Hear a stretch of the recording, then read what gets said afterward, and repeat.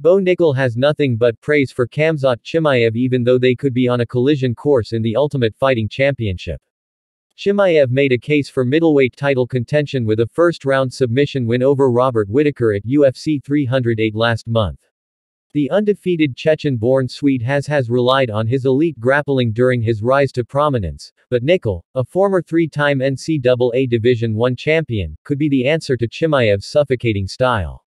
Nickal himself has also been impressed with Chimaev's wrestling since he first saw Borz choke out John Phillips in Abu Dhabi in his UFC debut in 2020. However, the Penn State alum agrees that he could stylistically pose the toughest threat to Chimaev. Nickal is also aware that a potential matchup against Chimaev is a long way off.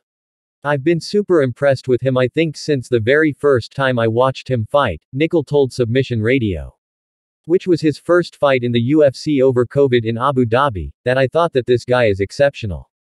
It's not any different than anybody else has thought. I think that grappling, he's definitely at the highest level in MMA. You saw what he did to a super tough guy in Robert Whittaker.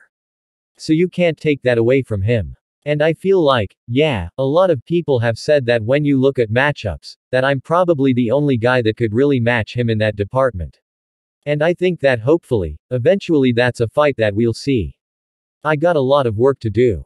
There's a lot of fights in between now and then for me because he is right up there at the title shot."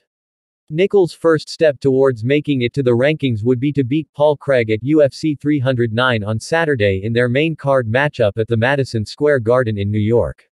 Nickal is undefeated in 6 pro outings, all finishes, and is fresh off a submission win over Cody Brundage at UFC 300 this past April.